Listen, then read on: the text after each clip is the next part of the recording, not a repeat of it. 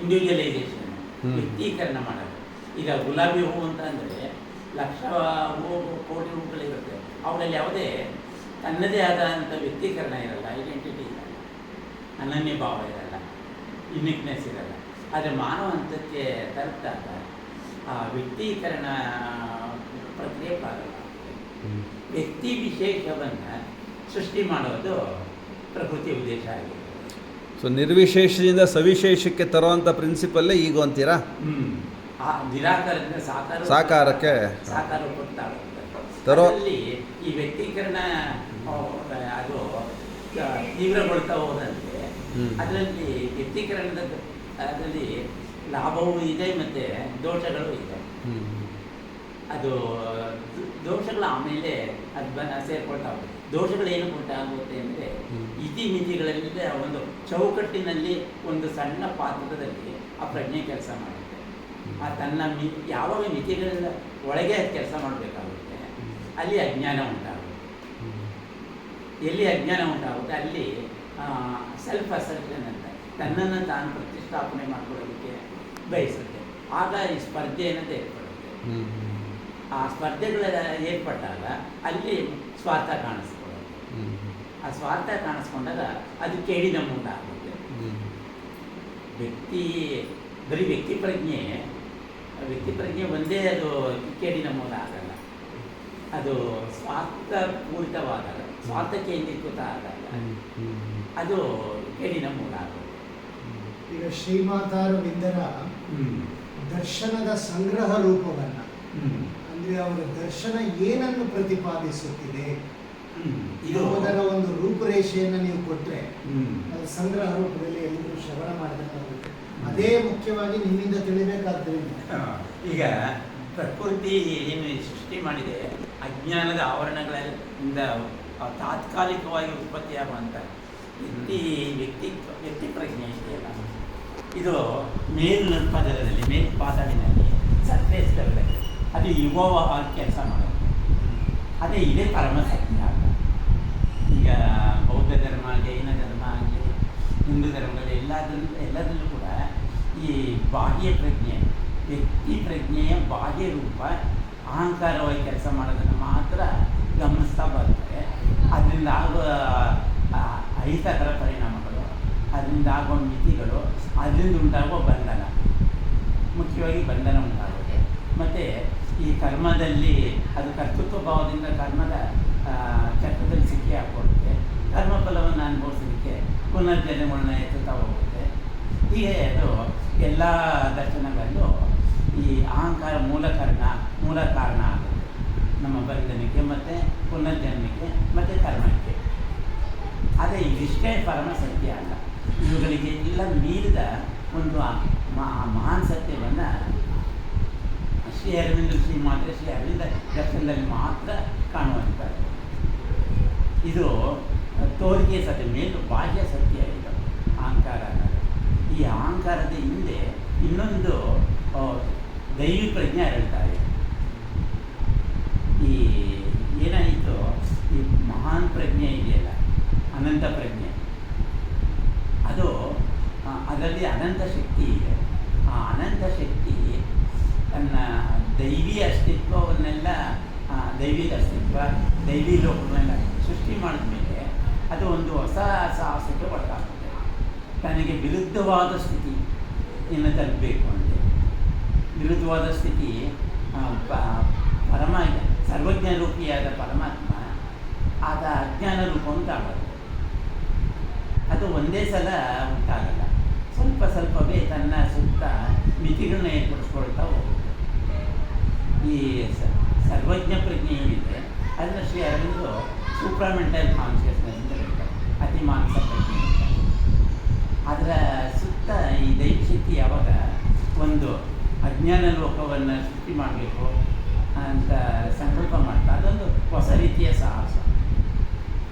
ಅಜ್ಞಾನದಲ್ಲಿ ತಾನಾಗೆ ಹೋಗಿ ಸಿಕ್ಕಿ ಹಾಕೊಳ್ಳೋದು, ತಾನಾಗೆ ಬಂಧನಕ್ಕೊಳಗಾಗೋದು. ಆಗ ಈ ಒಂದೊಂದು ಸ್ವಲ್ಪನೇ ಇದಾಗುತ್ತೆ, ಬಾಹ್ಯ ಆವರಣಕ್ಕೆ ಸೃಷ್ಟಿಯಾಗ್ತಾ ಹೋಗುತ್ತೆ. ಈ ಅತಿಮಾನಸ ಪ್ರಜ್ಞೆಗೆ ಯಾವುದೇ ಆವರಣ ಇರಲ್ಲ ಮತ್ತು ಸರ್ವಕೇಂದ್ರೀಕೃತ. ಅದು ಸರ್ವಂತರ್ಯಾಮಿಯಾಗಿರುತ್ತೆ, ಸರ್ವಜ್ಞ ಪ್ರಜ್ಞೆಯಾಗಿರುತ್ತೆ, ಮತ್ತು ಸರ್ವಶಕ್ತ ಆಗಿರುತ್ತೆ. ಅಲ್ಲಿ ಎಲ್ಲೂ ಮಿತಿಗಳಿರಲ್ಲ, ಮತ್ತು ಯಾವುದೇ ವ್ಯಕ್ತಿ ರೂಪಗಳು ಕೂಡ ಅದಿರಲ್ಲ. ಈ ಅದಾದ ನಂತರ ನೆಕ್ಸ್ಟು ಸ್ವಲ್ಪ ಕೆಳ ಹಂತಕ್ಕೆ ಬರ್ತಾರೆ, ಓವರ್ ಮೈಂಡ್ ಅಂತ. ಅಲ್ಲಿ ಪ್ರಜ್ಞೆ ತನ್ನ ಸುತ್ತ ಒಂದು ಸಣ್ಣ ಆವರಣವನ್ನು ಏರ್ಪಡಿಸ್ಕೊಳುತ್ತೆ. ಅಲ್ಲೇನಾಗುತ್ತೆ, ಸತ್ಯದ ದರ್ಶನ ಆಗುತ್ತಿರುತ್ತೆ ಅಲ್ಲಿ. ಆದರೆ ಒಂದು ಕೇಂದ್ರ ಏರ್ಪಡುತ್ತೆ, ತನ್ನಲ್ಲೇ ಒಂದು ಕೇಂದ್ರ ಮಾಡಿಕೊಂಡು ಆ ಕೇಂದ್ರದ ಮೂಲಕ ಜಗತ್ತನ್ನು ನೋಡುವಂಥದ್ದು. ತನ್ನ ಕೇಂದ್ರದ ಮೂಲಕ ಜಗತ್ತನ್ನು ಶುರು ಮಾಡಿದಾಗ ಅದು ಪೂರ್ಣ ದೃಷ್ಟಿಯಾಗಲ್ಲ. ಒಂದು ಆ್ಯಂಗಲ್, ಒಂದು ಕೋನದ ದೃಷ್ಟಿಯಾಗುತ್ತೆ, ಪಾರ್ಶ್ವ ದೃಷ್ಟಿಯಾಗುತ್ತೆ. ಆಗ ಸ್ವಲ್ಪನೇ ಮಿತಿಗಳು ಏರ್ಪಡ್ತಾ ಹೋಗುತ್ತೆ. ಅದರಿಂದ ಏನಾಗುತ್ತೆ, ಮಿತಿಗಳು ಏರ್ಪಟ್ಟಾಗ ಈ ಓವರ್ ಮೈಂಡಲ್ಲಿ ಎಲ್ಲ ದೇವತೆಗಳು ಅವರುಗಳೆಲ್ಲ ಸೃಷ್ಟಿಯಾಗ್ತವೆ. ಆ ದೇವತೆಗಳೆಲ್ಲ ಪ್ರಜ್ಞೆಗಳು ವ್ಯಕ್ತಿ ಕೇಂದ್ರೀಕೃತ ಆಗಿರುತ್ತೆ. ಅವುಗಳಿಗೆ ಒಂದು ನಿರ್ದಿಷ್ಟವಾದ ಕಾರ್ಯ, ನಿರ್ದಿಷ್ಟವಾದ ಗುಣ, ನಿರ್ದಿಷ್ಟವಾದ ಕ್ರಿಯೆ, ನಿರ್ದಿಷ್ಟವಾದ ಪಾತ್ರ ಇವುಗಳು ಏರ್ಪಡ್ತಾ ಹೋಗುತ್ತೆ.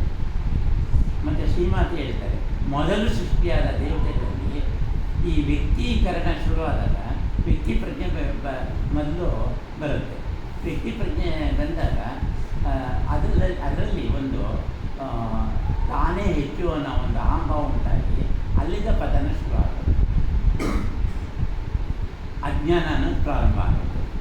ಯಾವಾಗ ಸಮಗ್ರ ದೃಷ್ಟಿ ಹೊರಟೋಗಿ ಪೂರ್ಣ ದೃಷ್ಟಿ ಹೋಗಿ ಯಾವಾಗ ಒಂದು ನೋಟ, ಒಂದು ಪಾರ್ಶ್ವ ದೃಷ್ಟಿ, ಒಂದು ಸತ್ಯವನ್ನೇ ಪರಮ ಸತ್ಯ ಅಂತ ಘೋಷಣೆ ಮಾಡೋದಕ್ಕೆ ಈ ಓವರ್ ಮೈಂಡ್ ಆದಿಮಾನಸ ಪ್ರಜ್ಞೆ ಅಲ್ಲಿ ಪ್ರಾರಂಭ ಆಗುತ್ತೆ. ಇದು ಮತಧರ್ಮಗಳ ಜನ್ಮಸ್ಥಾನ.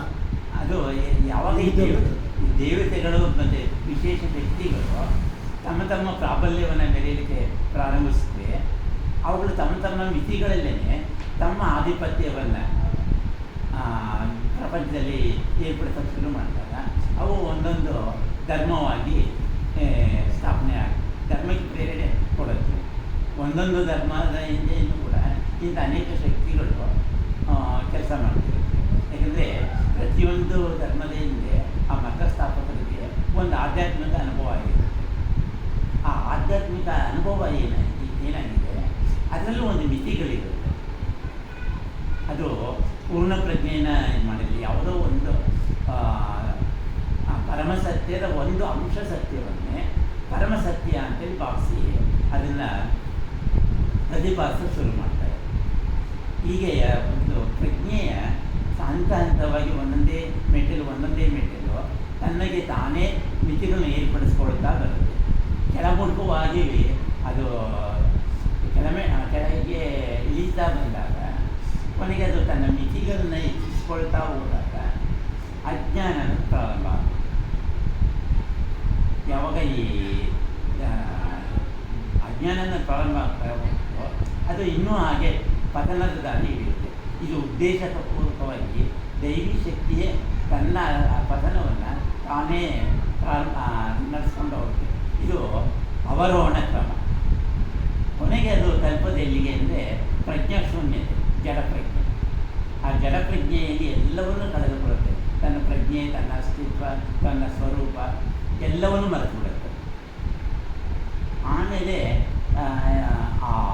ಈ ಜಡಪ್ರಜ್ಞೆಯೊಳಗಡೆ ಆ ಮಹಾಪ್ರಜ್ಞೆ ಬಚ್ಚಿಟ್ಕೊಂಡಿರುತ್ತೆ. ಅದು ಒಳಗಡೆ ಅಂತರ್ಗತವಾಗಿರುತ್ತೆ, ಬಹಿರಂಗ ಆಗಿರಲ್ಲ. ಆಮೇಲೆ ಒಂದು ಹೊಸ ಪ್ರಯಾಣ ಶುರುವಾಗುತ್ತೆ. ತನ್ನಿಂದ ತನ್ನನ್ನು ತಾನೇ ಬಿಡಿಸಿಕೊಳ್ಳೋದು.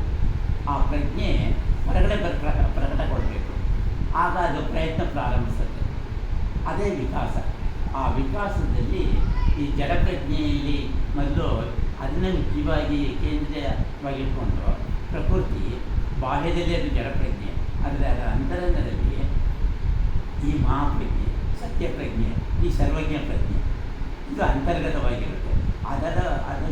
ಅದು ಈ ನಾನಾ ಲೋಕಗಳನ್ನು ಸೃಷ್ಟಿ ಮಾಡುತ್ತೆ, ಜಡಲೋಕಗಳನ್ನು. ಅನಂತರ ಹಾಗೆ ವಿಕಾಸ ಮುಂದುವರಿತಾ ಅದರಲ್ಲಿ ಎಲ್ಲ ತತ್ವಗಳು ಅಡಗಿ ಇರುತ್ತೆ. ಪ್ರಕೃತಿ ಒಂದೊಂದೇ ತತ್ವವನ್ನು ಅದು ಪ್ರಕಾಶಕ್ಕೆ ತರುತ್ತೆ, ಅಭಿವ್ಯಕ್ತಿ ಮಾಡುತ್ತೆ, ಪ್ರಕಟಗೊಳ್ತಾ ಹೋಗುತ್ತೆ. ಅದಾದ ನಂತರ ಜಡಲೋಕಗಳು ಸೃಷ್ಟಿಯಾದಮೇಲೆ ಪ್ರಾಣ ಅನ್ನೋ ಪ್ರಿನ್ಸಿಪಲ್ ಅದು ಪ್ರಕಟಗೊಳ್ತಾ ಹೋಗುತ್ತೆ. ಅದು ಮೊದಲು ವೈರಸ್ಸು, ಬ್ಯಾಕ್ಟೀರಿಯಾ ಅವುಗಳಿಂದ ಪ್ರಾರಂಭಿಸಿ ಕೊನೆಗೆ ಏಕಕೋಶ ಜೀವಿಗಳು, ಬಹುಕೋಶ ಜೀವಿಗಳು, ಹೀಗೆ ಕೊನೆಗೆ ಕೀಟಗಳು, ಕೀಟ ಪ್ರಪಂಚ, ಪ್ರಾಣಿ ಪಕ್ಷಿಗಳು ಪ್ರಪಂಚ, ಹೀಗೆಲ್ಲ ವಿಕಾಸ ಆಗ್ತಾ ಹೋಗಿ ವಿಕಾಸ ಒಂದು ಮಟ್ಟ ತಲುಪುತ್ತೆ. ಅದಾದಮೇಲೆ ಮುಂದುವರೆದ ವಿಕಾಸ ಹೀಗೆ ಮುಂದುವರೆದು ಮಾನವ ಮಟ್ಟಕ್ಕೆ ಬಂದಾಗ ಮಾನವನಲ್ಲಿ ಮನುಷ್ಯ ಪ್ರಜ್ಞೆ ವಿಕಾಸಗೊಳ್ಳುತ್ತೆ. ಈ ಮನುಷ್ಯನಲ್ಲಿ ಈ ವ್ಯಕ್ತೀಕರಣ, ವ್ಯಕ್ತಿತ್ವ ವಿಕಾಸ ನಡೀತಾ ಹೋಗುತ್ತೆ. ಈ ವ್ಯಕ್ತಿತ್ವ ವಿಕಾಸ ನಡೆಯೋದಕ್ಕೆ ಈ ಅಹಂಕಾರ ಪ್ರಜ್ಞೆ